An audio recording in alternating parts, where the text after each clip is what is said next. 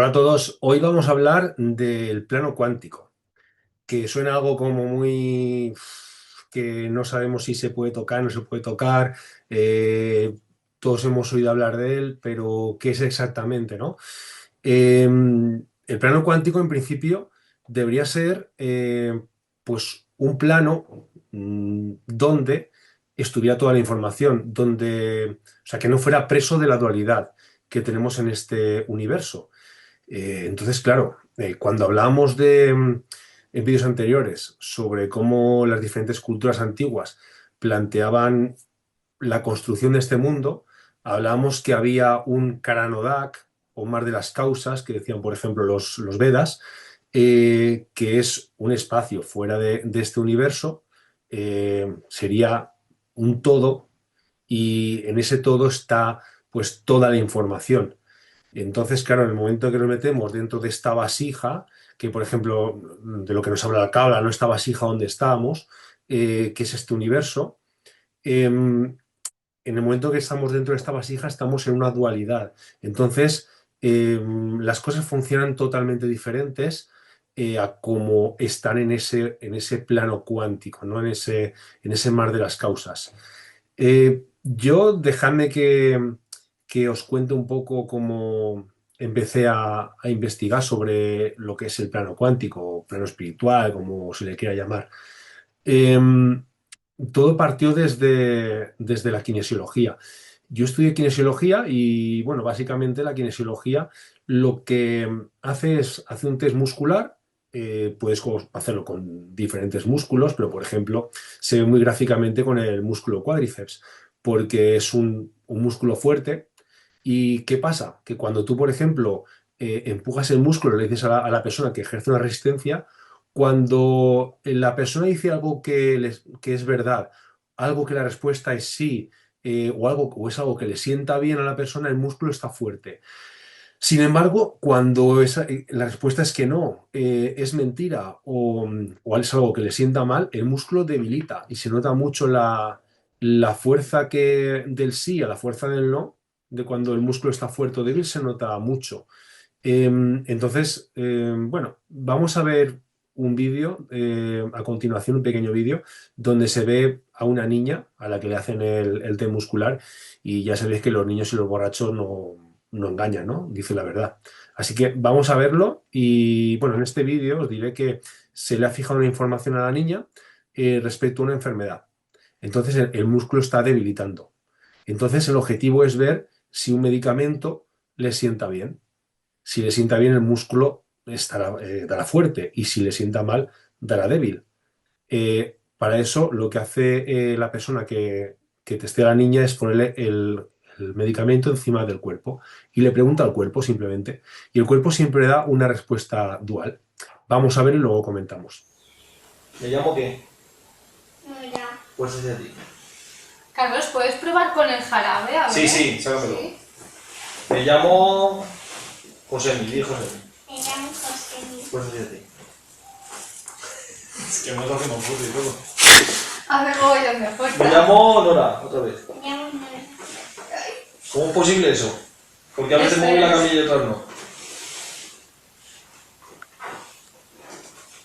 A fuerza de ti. Mira, fuerza. Fuerza. ¿Es la diferencia? Sí que le sienta bien, no hay problema. Le sienta bien. Sí, sí. Bien, ya habéis visto la diferencia que hay entre cuando un músculo está fuerte o cuando debilita, ¿no? Hemos visto en el vídeo que el medicamento en cuestión le sentaba bien a la niña para esa enfermedad que tenía, y entonces su cuerpo respondía con un sí. Claro, yo cuando empecé a investigar todo esto, yo al principio no lograba que el test muscular funcionara, porque yo calculaba en lo que tenía que dar. Mentalmente, racionalmente, yo le preguntaba, por ejemplo, a una persona que se llama Javier, le digo, ¿te llamas Javier? Y testeaba el músculo. Yo calculaba que me iba a decir que el músculo me tenía que dar duro, porque se llama Javier. Cuando le decía, ¿te llamas Antonio? Digo, ahora me dará, debilitará. Sin embargo, no me debilitaba y no entendía por qué y no me salía. El instructor me explicó que, claro, si yo no sentía a la persona, pues el test no iba a funcionar. O sea, si yo calculaba racionalmente la respuesta, nunca iba a funcionar el test. Yo no entendía por qué. Y digo, ¿por qué? ¿Qué tengo que hacer? ¿Sentir a la persona para que el test funcione? Pues sí, tienes que sentir a la persona. ¿Y qué explicación científica hay con esto? Y yo estuve varios años tratando de averiguar qué causa había detrás de esto, porque yo lo comprobaba una y otra vez, o sea, luego empecé a realizar el test sintiendo a la persona y es verdad, funcionaba. Y digo, uy, pero ¿por qué? ¿Esto por qué es?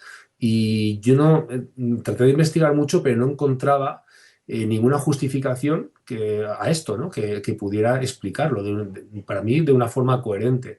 Hasta que di con Robert Lanza y su teoría del biocentrismo. Robert Lanza está considerado el tercer mejor científico del mundo por el periódico New York Times y una de las 100 personas más influyentes del mundo por la revista Time. O sea, no es un don nadie, es un científico de mucho renombre. Y Robert Lanza lo que hizo fue estudiar sobre todo un experimento que es el experimento de la doble rendija, que lleva pues más de 70 años pues en marcha, realizándose de maneras muy diferentes, actualizándolo, comprobando diferentes parámetros y ha dado mucho de sí porque nos ha ayudado a entender realmente pues qué es el plano cuántico y la diferencia con el plano material. Nos ha llevado a darnos cuenta de que es la conciencia la que genera este mundo material en el que estamos. Esto lo vamos a explicar ahora. El experimento de la doble rendija, que estuvo estudiando Robert Lanza, eh, lo que hace básicamente es, imaginémonos que tenemos una pistola de estas de paintball y empezamos a disparar un montón, como si fuera una metralleta, un montón de bolitas de pintura contra una pared que tiene dos rendijas. Entonces, ¿qué pasa? Que todas las bolitas que pasen por esas rendijas, si hay otra pared atrás, se quedarán marcadas y harán dos franjas. ¿De acuerdo? Vale. Pues imaginémonos ahora que en vez de hacerlo con bolitas de pintura, lo hacemos con fotones de luz. Vale. Pues pasa una cosa aquí curiosa. Y es que se dieron cuenta en este experimento que cuando estaban observando el experimento, efectivamente, los fotones que pasaban por las dos rendijas dejaban un patrón de dos líneas en la pared del fondo. Pero cuando no estaban observando el experimento, dejaba una especie de código de barras. Y esto se dieron cuenta que era porque la luz se podía comportar bien como una onda o bien como una partícula.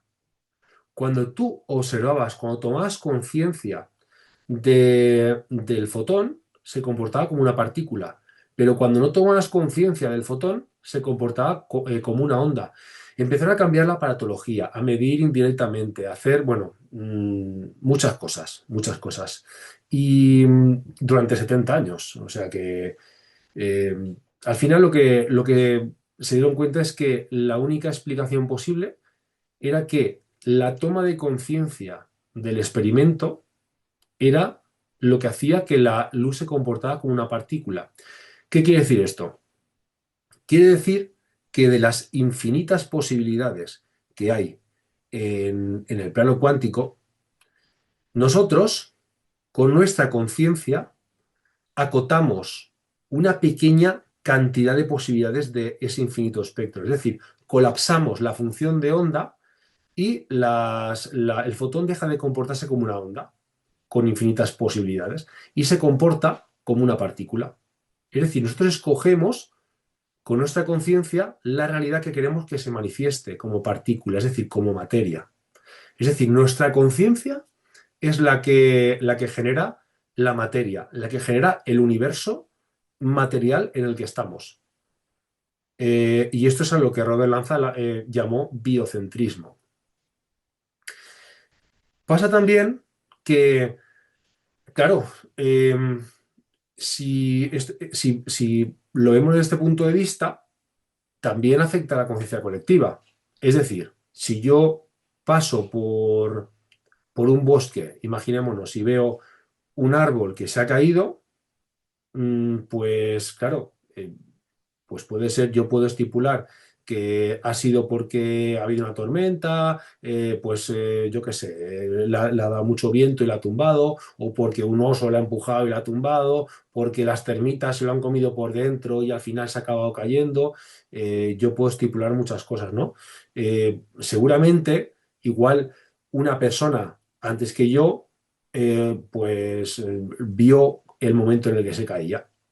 Y yo paso, y como esa persona ha colapsado la función de onda en ese momento y ha generado una realidad, lo que dice Robert Lanza es que este colapso de la función de onda nutre una especie de nube cuántica con la información de que ese árbol se ha caído.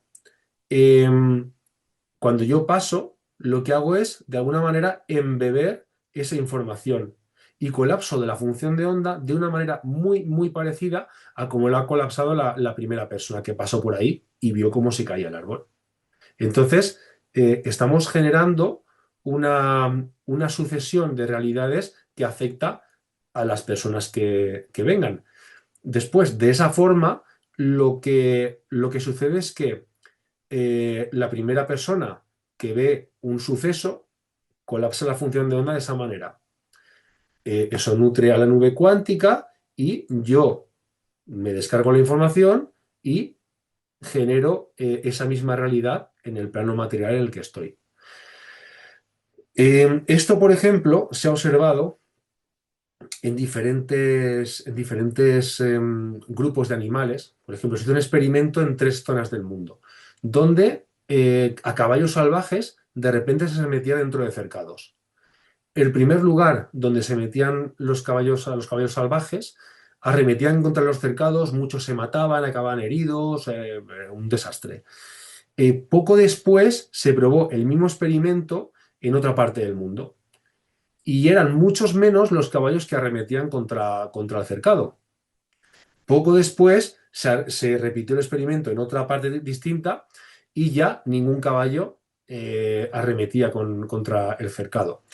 Es como si de alguna forma se actualizó su conciencia y los del tercer grupo ya supieran que no tienen que correr contra el cercado.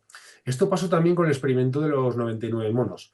En una isla, cogían a los monos que habían allí y les obligaban, bueno, a tener una determinada conducta, con premiación, o sea, un refuerzo positivo, de manera que los monos acabaron asumiendo ese comportamiento.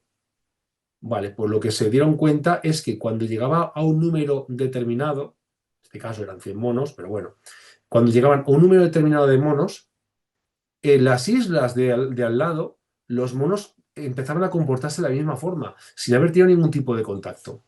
Es decir, había como una transferencia de la información de la isla donde se hizo el experimento a las islas de alrededor. Esto se ha ido comprobando con multitud de experimentos y se ha corroborado que es así, que de alguna manera lo que hacemos es, al colapsar la función de onda y generar el mundo que vemos, esa información la subimos a la nube cuántica y esa información queda al abasto de todo el mundo. Y claro, esto nos lleva también esto lo comentaré luego porque os lo voy a comentar ya. Resulta, bueno, en el plano cuántico no existe el tiempo. ¿Por qué no existe el tiempo? Cuando, cuando yo colapso la función de onda aquí, en este plano material, lo que hago es, imaginémonos, ¿no? El hombre que llegó primero y vio cómo se caía el árbol, pues vale, eso está, digamos, en el pasado. Luego, llego yo y veo el árbol caído, eso está en el presente. Y luego llegará un hombre en el futuro y verá ese árbol pues ya medio seco, que hace mucho tiempo ya que se cayó, ¿no? De acuerdo. Entonces este tiempo es un constructo mental donde yo todos los colapsos de la función de onda que existen los voy catalogando en un orden. Y así es como genero el tiempo. O sea, el tiempo es algo que crea mi mente, pero que realmente en el plano cuántico no existe. Em, si yo, por ejemplo, cojo un papel en blanco y pinto una línea que lo cruza, y a la izquierda pongo pues un corte y ese es el pasado. En medio del papel hago otro corte, ese es el presente. Y a la derecha hago otro corte y ese es el futuro. A nivel de este mundo dual, donde la mente colapsa la función de onda, yo estipulo todos los sucesos que me pasan en pasado, presente y futuro. Pero en el plano cuántico lo que hago en ese papel es lo arrugo, hago una bola y toda la información está metida dentro del papel. El pasado, el presente, el futuro está todo mezclado. Toda la información del pasado, presente y futuro está ahí. Está ahí. Entonces, lo que tiene que venir ya está escrito. En el plano cuántico está toda la información de lo que pasó, pasa y pasará. Y cualquier alteración que hagamos en el colapso de la función de onda está afectando tanto al pasado como al futuro como al presente. Porque pasado, presente y futuro solo es una forma de cómo nuestra mente racional cataloga los sucesos que van pasando. Y el espacio es el lugar donde los ubica. Pero eso solamente se puede dar en la dualidad que tiene nuestra mente racional. En el plano cuántico solo hay información. Información que es además una información completa y que de alguna forma, si yo voy viendo todas las capas de cebolla que tiene esta realidad, las voy comprendiendo conforme elevo mi conciencia, pues llego incluso a ver cómo se van a desarrollar los sucesos en un futuro. ¿Por qué? Porque entiendo las reglas de este universo, entiendo los procesos, cómo se van dando, entonces sé lo que va a venir a continuación. Y no es que sepa leer el futuro, sino que tengo una conciencia pues, más elevada que me permite darme cuenta de ciertas cosas. Eh, Esto, claro, en cuanto al determinismo, pues si en el plano cuántico está toda la información, obviamente tenemos que decir que de alguna forma pues el mundo es muy, muy determinista. O sea, está todo ya pues muy, muy atado, muy escrito, ¿no? Y de alguna forma nosotros lo único que estamos haciendo es experimentarlo. Cuando tomamos todo esto en contexto y volviendo al experimento este, bueno, al tema de la kinesiología, al test de la kinesiología con el músculo, cuando yo estoy calculando mentalmente el resultado que me tiene que dar el test muscular, lo que estoy haciendo es midiendo racionalmente con parámetros externos. Quiere decir, o sea, un parámetro externo sería pues, la velocidad del viento, la velocidad de la gravedad, pues no sé, la cantidad de tierra que puede desplazar el impacto de una bola que cae desde 3 metros de altura, todo este tipo de cosas, o por ejemplo el color de algo en concreto, porque tiene una frecuencia vibracional concreta que representa un color concreto. Todo este tipo de cosas que se pueden estandarizar y que se pueden medir científicamente son parámetros externos. Y todo esto colapsa la función de onda. Pero hay una cosa que no colapsa la función de onda, porque no se puede estandarizar, y es lo que sentimos.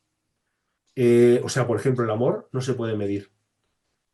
Tú puedes medir las hormonas de una persona que está enamorada, pero serán distintas a las que serán en mi cuerpo, las del cuerpo de otra persona.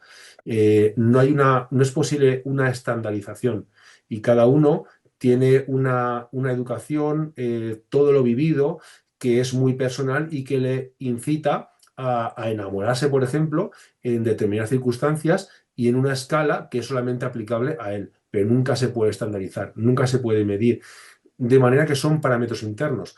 Pues bien, el test de kinesiología, cuando tú lo realizas con esos parámetros internos, sintiendo la persona, en ese sentir no colapsa la función de onda. Por lo tanto, estás accediendo al plano cuántico. Sentir aquí me refiero no de las emociones, que ya explicamos que eran mentales y que sí que es otra historia, pero cuando tú empiezas a sentir realmente desde ese IB egipcio del que también hablamos, ahí no estás colapsando la función de onda. Y el test muscular siempre funciona, siempre te da acceso al plano cuántico. En ese plano cuántico está toda la información. Entonces, cualquier cosa que yo le pregunte al cuerpo, el cuerpo me va a dar la respuesta. Yo, de hecho, pues hemos medido con aparatología, por ejemplo, hemos medido la temperatura corporal, la presión sanguínea y una serie de parámetros que yo lo testeaba con el test muscular y luego lo medíamos con la aparatología oficial médica y daba los mismos valores. Entonces, al final lo que te dice es que en el cuerpo tienes acceso a toda su información. Y claro, cuando tú tienes acceso a toda esta información, realmente estás conectando de alguna forma a través del sentir con ese plano cuántico y descargando toda la información desde ahí. Hay otro tema con este test de kinesiología que quería comentar porque también es curioso. Y es el tema de que tú puedes trabajar con la técnica del sustituto. Es decir, yo puedo, imaginemos que yo estoy en España y estoy testeando a una persona que está en México a través de una pantalla de ordenador. Entonces yo tengo aquí otra persona en la camilla y yo lo que hago es fijar la información de la persona de México en la persona que está en la camilla. Y yo, la respuesta de la pierna me va a dar la información de esa persona que está en México, no de la persona de la camilla. Esto se llama la técnica del sustituto. Y tiene que ver con el entrelazamiento cuántico. O sea, en un átomo está toda la información de todo el universo. Y en cualquier parte del universo puedes encontrar la información de un átomo.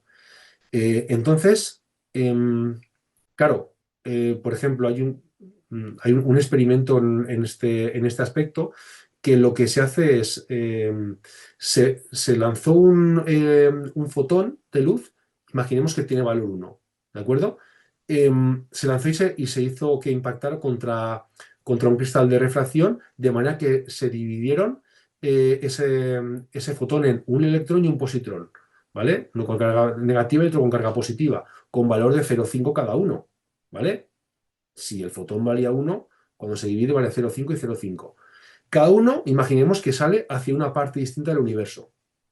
Y el primer electrón, por ejemplo, va a tener un muro a 5 metros contra el que se va a dar de bruces. Y el positrón va a salir disparado y en la otra punta del universo tiene un muro que cuando llegue ahí se dará de bruces. Lo más lógico sería pensar que, claro, este electrón se va a dar mucho antes que el positrón, porque está mucho más cerca del muro. Pues no es así. En el momento en que impacta el electrón, el positrón también impacta, porque es la misma información, lo cual nos da a conocer que lo más rápido que existe en el universo no es la velocidad de la luz, porque, por ejemplo, a través del plano cuántico podemos acceder a sitios de manera mucho más rápida. Al final, los fotones es vibración, es información. Y entonces, con la información yo puedo acceder a cualquier parte del universo y descargarme la información que hay ahí, porque en el plano cuántico está toda la información. Esto, por ejemplo, también se ha demostrado con las camas cuánticas. Hay una empresa que tiene bueno, las MedBed 9010. Hicieron un experimento científico que lo publicaron en la Biomedical Journal of Scientific and Technical Research. Eh, Se puede consultar ahí, donde cogieron tejido epitelial y lo pusieron en dos placas de Petri, ¿vale? En México. Y desde Alemania, a unos 8.000 9.000 kilómetros de distancia, o sea, se hizo un corte en cada uno de los tejidos. Desde Alemania a una de las placas, a través de la cama cuántica, se le ordenó a distancia que se cicatrizara. El resultado fue que cicatrizó un 40% más rápido que el otro tejido, estando a 8 o 9.000 kilómetros de distancia, simplemente dándole la orden. Y eso está demostrado científicamente. Cuando ese experimento se hizo in situ, en el mismo lugar, la diferencia fue del 80% de cicatrización más rápida de uno a otra. Es decir, se perdió en el espacio entre México y Alemania, se perdió parte de la información, pero es verdad que parte de la información sí que llegó y con lo cual sí que queda demostrado que esta teoría del sustituto es efectiva y realmente funciona. Yo de hecho la he empleado muchas veces y bueno, es totalmente efectiva. Y una última cosa que quería comentar respecto a esto, porque al final lo que estamos diciendo es que es nuestra conciencia la que está generando la vida, la vida que vemos, ¿no? La vida material que vemos. Pues bien, en los años 90, Hameroff y Penrose propusieron una hipótesis donde decían que la conciencia residía en el interior del citoesqueleto de las neuronas, en una proteína muy pequeñita que se llama tubulina y que vibra pues de forma cuántica. Es decir, la conciencia humana se comporta de manera cuántica. Y esto nos lleva a deducir lo siguiente. Si hemos dicho que en el plano cuántico no existe el tiempo, para la conciencia humana tampoco existe, porque es cuántica. Entonces no tiene sentido pensar en un antes o después del nacimiento, en un antes o después de la muerte. La conciencia no tiene tiempo, es eterna. Lo que pasa es que en esta vida material se manifiesta en nuestro cuerpo, ¿no? Pero bueno, si es cierta la teoría de Hameroff y Penrose, eh, esto demuestra que no existe, o sea, que existe la vida más allá de la muerte. Y bueno, pues con esto creo que ya estaría lo que quería comentaros acerca del plano cuántico. Ahora se está investigando mucho con los chips, chips cuánticos, ordenadores cuánticos y demás, pero claro, hay un tema muy peliagudo ahí, que es en cuanto nosotros tratamos de tomar conciencia de algo, colapsamos la función de onda y dejamos de tener acceso a toda la información, que es lo que pretenden estos chips cuánticos.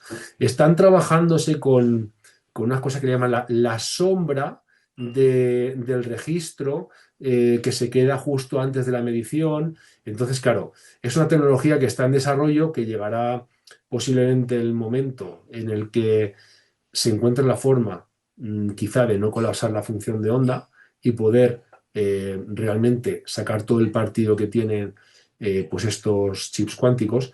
Pero bueno, de momento ahí están, se está investigando y bueno, habrá que seguirlo de cerca.